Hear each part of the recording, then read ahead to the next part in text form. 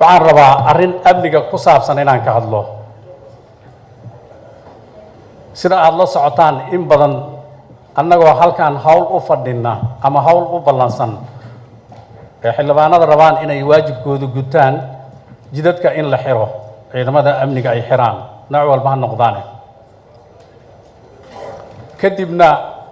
xildhibaanada meeshaasi dhibaato ay ka soo gaarto ama qaarkood ay ku sigtaanba inay khatar ku galaan marka ugu horeysa waxaan leenahay ciidamada amniga xildhibaanadu waxay wataan aqoonsi ayay wataan oo baarlamaanka uu leeyahay waxaan u baahannahay in ciidamada amniga oo jidadka jooga xildhibaanadan waxay leeyihiin xasaanad ay leeyihiin sharafkooda iyo karaamadooda la ilaaliyaa madaxda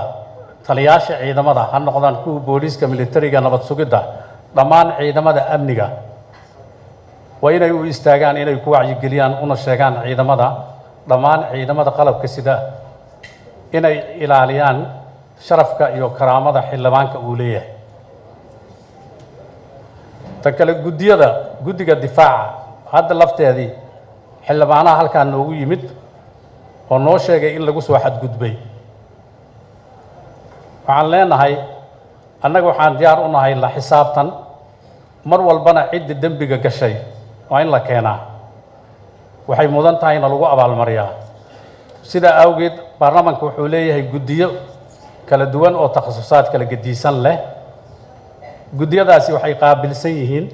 qaarkood amni ay qaabilsan yihiin qaarkood dhaqaalay qaabilsan yihiin qaarkood bulsho ay qaabilsan yihiin haddii guddiyada aan loo isticmaalin meelihii ay iska lahaayeen waxay la tahay habka baarlamaanka uu rabo inuu u guto waajibaadkiisii waxay noqonaysaa mid aan hagaagsaneen sidaa awgeed waxaan amraynaa labada guddiga difaaca iyo guddiga amniga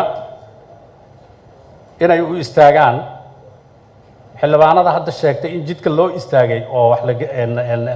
wax laga xumeeyeyna magacyadooda intay qoraan dhammaan ciddii arrimahaasi ku lug lahaydna shuruucda waxay ka qabto idinku ka shaqaysaan hawsha aad qabataan aad iyo aad ugu mahadsantihiin